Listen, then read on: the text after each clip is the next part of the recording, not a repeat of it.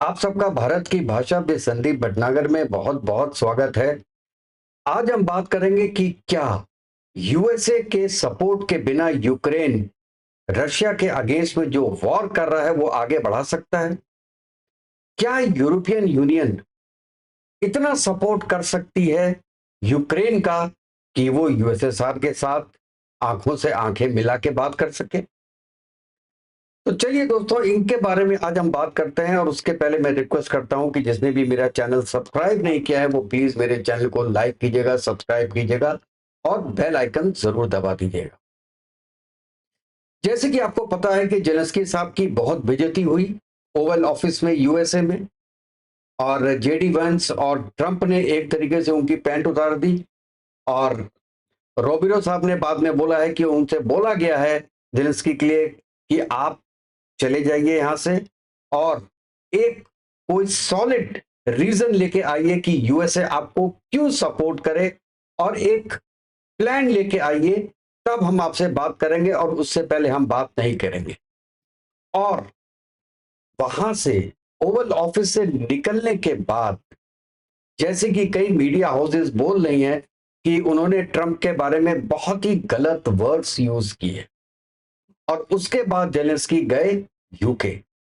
लेकिन वहां पे यूके में यूके के प्राइम मिनिस्टर ने उनका बहुत स्वागत किया, और ईयू के जितने भी टॉप लीडर्स हैं वो इकट्ठा हुए और उन्होंने सपोर्ट देने का वादा किया जेलेंस्की को कि जब तक यूक्रेन यूएसएसआर या रशिया पे जीत हासिल नहीं करता है तब तक हम साथ देंगे यूक्रेन का।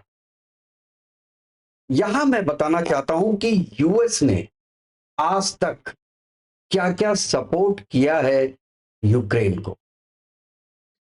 देखिए, सबसे पहले उन्होंने क्या क्या दिया, आर्मर्ड व्हीकल्स, जिसमें कि 31 M1A1 अब्राहम टैंक्स यूएसए ने दिए, 300 M2A2 ODS Bradley infantry fighting vehicles दिए, और 900 M113 आर्मर्ड पर्सनल कैरियर्स दिए, 400 से ज्यादा स्ट्राइकर आर्मर्ड व्हीकल्स दिए, और 440 international M1224 mind resistant ambush protected vehicles दिए। इसके अलावा 180 155 mm M777 हॉविट्जर्स दिए, 72 105 mm हॉविट्जर्स दिए, हाई मोबिलिटी आर्टिलरी रॉकेट्स दिए, स्टिंगर दिए, जेवेलिन दिए, 84 दिया। मतलब एक तरीके से ये युद्ध अमेरिका लड़ रहा था। काउंटर अनमैन्ड एरियल सिस्टम्स दिए, स्मॉल आर्म्स दिए, डिमोलिशंस दिए, म्यूटेशंस दिए। अब इसके बाद फाइनेंशियल हेल्प देखिए, आज तक टोटल करीब 174 बिलियन असिस्टेंस दिया है यूक्रेन को अमेरिका ने। जेलेंस्की साहब ये बोलते हैं ट्रंप के सामने कि बाइडेन ने ये एग्री किया था कि जितना हमको फाइनेंशियल सपोर्ट मिल रहा है वो एड है, वो ग्रांट है। लेकिन ट्रंप बोलते हैं कि ये ग्रांट नहीं है, ये लोन है, और उस लोन के बदले अब आप अपने जो मिनरल्स हैं, रेयर अर्थ मिनरल्स हैं, वो यूएस को दीजिए, करीब 340 बिलियन डॉलर्स के।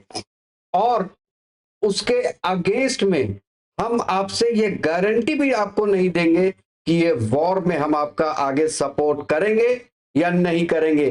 पहले हमें एसेस दीजिए अपने रेयर अर्थ मटेरियल पे, उसके बाद हम डिसाइड करेंगे कि हम आगे क्या करेंगे। और ये बात सुन के उखड़ गया जेलेंस्की, और जेलेंस्की उठ के चले गए। और मैं ये बात लॉजिकल भी समझता हूं जेलेंस्की की कि एक तो यूएसए ने सबसे पहले उसको चढ़ाया, चढ़ जा बेटे सूली पे, राम भला करेगा, वो चढ़ गया।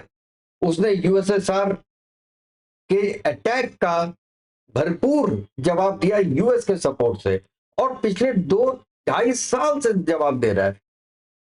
लेकिन सडनली एक प्रेसिडेंट आता है, वो कहता है कि अब हम ये वॉर आगे नहीं रह सकते हैं, और जितना हमने फाइनेंशियल एड आपको दिया है वो या तो हमको रिटर्न कीजिए या उसके बदले हमें रेयर अर्थ मिनरल्स दीजिए। तो ये बात दोस्तों कहीं से लॉजिकल नहीं थी। और ट्रंप के बारे में आपको एक बात और पता होनी चाहिए कि वो पूरे यूरोपियन यूनियन को भी यही कहते हैं कि हम आपके लिए जंग क्यों लड़े, हम आपको फाइनेंशियल एड्स क्यों दे, आपकी जीडीपी हमसे बेटर है, आपके medical facilities, road transport, everything is better than America, तो हम आपको क्यों सपोर्ट करें, आप अपना डिफेंस खुद बनाइए। तो अब यूरोप अकेला महसूस कर रहा है अपने आप को, और जब यूरोप अकेला महसूस कर रहा है कि क्योंकि अभी तक तो वो स्लेव थे, पूरा Europe was slave of America, जो अमेरिका बोलता था वो यूरोप करता था। I am including actually UK also into it, although now it is not part of European Union. लेकिन अब पूरा यूरोप ये समझने लगा है कि अगर हम एकजुट नहीं हुए तो हमारा फ्यूचर कुछ नहीं है। आज यूक्रेन को ले गया, कल वो पोलैंड को ले जाएगा, उसके बाद रशिया कुछ और काम कर सकता है, उसके बाद इश्यूज हैं, चाइना के इश्यूज हैं, बाकी कुछ यूरोपियन कंट्रीज के साथ। पूरा ऑयल रशिया से आता है यूरोपियन यूनियन में, उन सबका क्या होगा, हमें कौन देखेगा। तो अपने बल पे खड़ा होना इसलिए जरूरी है, और यही नरेंद्र मोदी कर रहे हैं आत्मनिर्भर भारत से। अगर आप आत्मनिर्भर नहीं है तो कोई भी दूसरा कंट्री किसी वक्त भी आके आपको दबा के चला जाएगा, और यही कंडीशन है आज पूरे यूरोप की। यूरोप जानता है कि ये प्रेसिडेंट ट्रंप 4 साल के लिए आए हैं, लेकिन उनकी जगह 4 साल के बाद अगर जेडी वेंस आ गया तो वो भी सेम फिलॉसफी का है। जब तक रिपब्लिकन्स रहेंगे ये पॉलिसीज अब चेंज नहीं होंगी, इसलिए चेंज नहीं होंगी क्योंकि these policies are good for America. तो अमेरिका ने एक तरीके से नेटो से कह रहा है कि हम बाहर हो जाएंगे, नेटो से हाथ खींच लिया और यूरोप को अलग कर दिया। वैसे तो नेटो का पार्ट नहीं है यूक्रेन, लेकिन वो आज के दिन में धमकी दे रहा है कि अगर हमने आर्टिकल 5 रिवोक कर दिया जो नेटो का है, तो अमेरिका के सैनिक उस वॉर में मारे जाएंगे रशिया के अगेंस्ट में। ज़ेलेंस्की साहब, मैं आपको एक बात बता दूं कि आर्टिकल 5 में ये ऑप्शन है कि अगर वॉर नेसेसरी है तो पार्टिसिपेट करेंगे यूरोपियन कंट्रीज, लेकिन अगर वॉर नेसेसरी नहीं है तो जो भी नेटो कंट्री होगा वो उसके अपने डिस्क्रिप्शन पे होगा कि वो वॉर में जाना चाहता है या नहीं जाना चाहता है।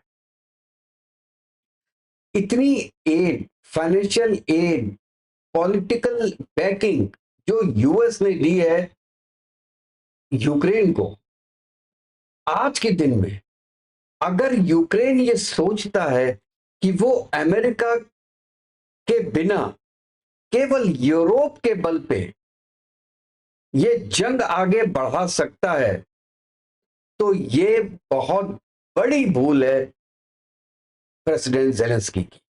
और प्रेसिडेंट ज़ेलेंस्की की खुद भी जो पोजीशन है यूक्रेन में वो अच्छी नहीं है। जो वहां पे आर्मी जनरल है, he is going to be the next president of Ukraine, वहां पे भी ही इज लूजिंग। यूएस में भी he has lost, he is losing his friends every day on every day basis.